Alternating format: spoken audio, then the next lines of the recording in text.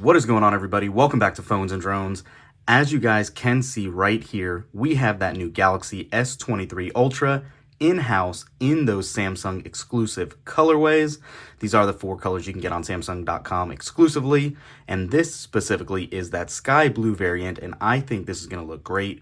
Really, this lime color is one of the newer colors for this year. There was a blue and a red version last year as well. This gray was kind of in existence as well, but I really like this blue. I didn't get to use it last year, so we went ahead and picked that for our Ultra for this year. Having said that, right now they are running all those specials. These are the 512 gigabyte variants. So if you go ahead and use those pre-order links, I will throw it up in the description down below. You will get a chance to get an extra $50 online credit instantly, in addition to that 100 that comes with it through our affiliate links. Having said that, we did use ours for a couple accessories.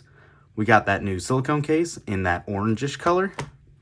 One that I'm really excited for, that clear gadget case that actually has this little gadget built in that you can actually remove and pop in tripods and a whole bunch of other accessories. They are not available yet, but we also do have that frame case that has a card slot at the bottom. I'm really excited to see these. I like the new accessory lineup this year. We're going to do another video on those later, so we're going to slide that to the side. This video is just going to be about the specs and a quick unboxing and hands-on look for that new sky blue colorway for the S23 Ultra.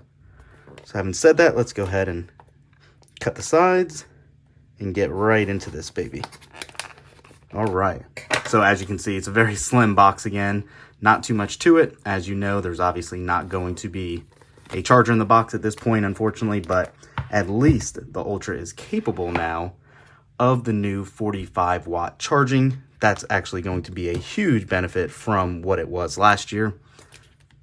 And there it is. And oh, all right. That baby looks awesome. It is a very light blue, hence the sky blue name, and is really true to its color. I do wish it was a black frame, kind of like how the red one was, but you can see right there, it looks really good. You are unfortunately going to get that stainless steel color. It is not black, like I said.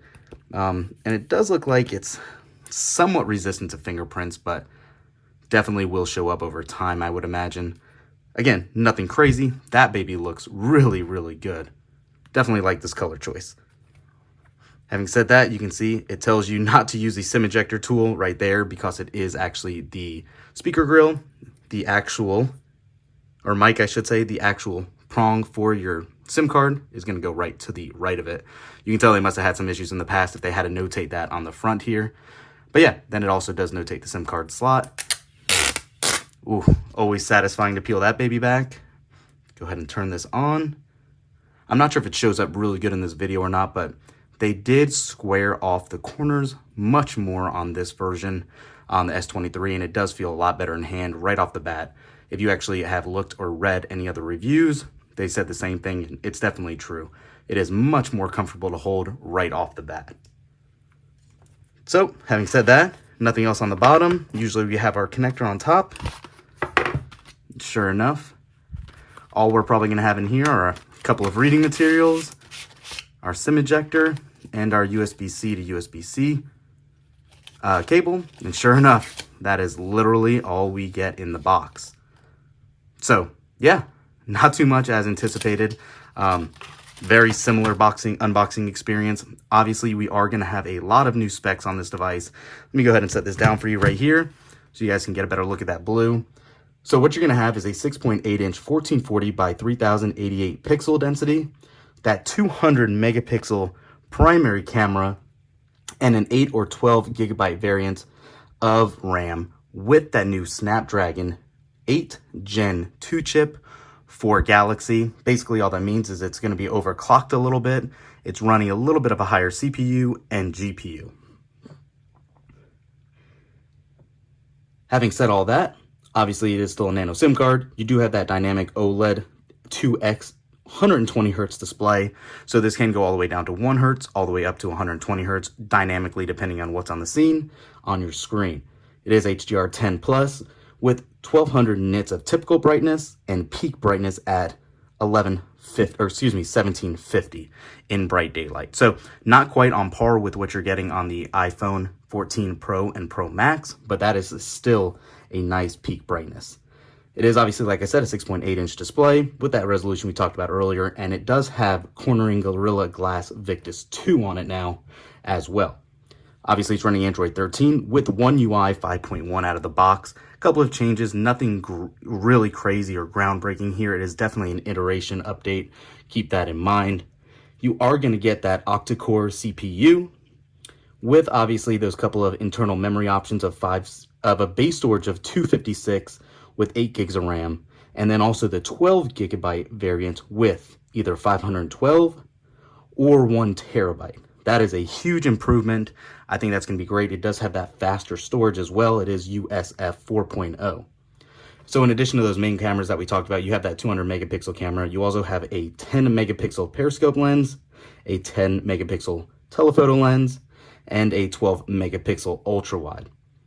You do obviously have much more improved 8K recording here as well. You can now record 8K footage if you guys have an 8K capable display, TV or anything like that, to play back at actual 30 frames per second or 24. It is no longer cropped in, and you will get a much better visual aid from that video quality. And apparently, and I can't wait to do our own deeper dive on here, but apparently when you actually record 8K footage, you are able to see the difference in relation to 4K. So you're going to find more details in that because it's 4 times that resolution, and it will look much more crisp.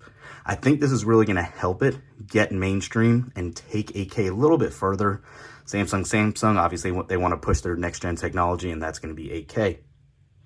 Really beyond all that, obviously you do have your 4K at 30 and 60 frames per second, 1080p as well, and all of that.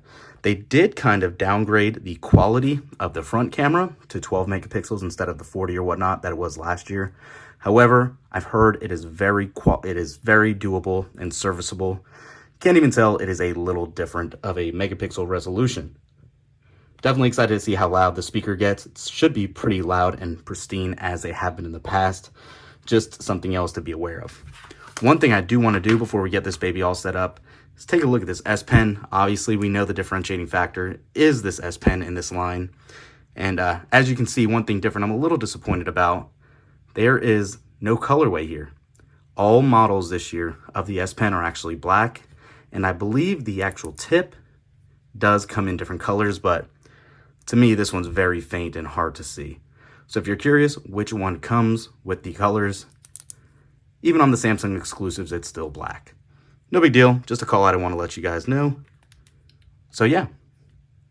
But yeah, that's it for this one. Not going to ramble anymore. What do you guys think? Did you pick one up? If not, make sure to use that affiliate link. Get yourself an extra $50. Help us out in the process. We appreciate it. But yeah, here's that sky blue. Big thumbs up would be appreciated. Comment down below which one did you order, and we'll catch you in the next one. Peace.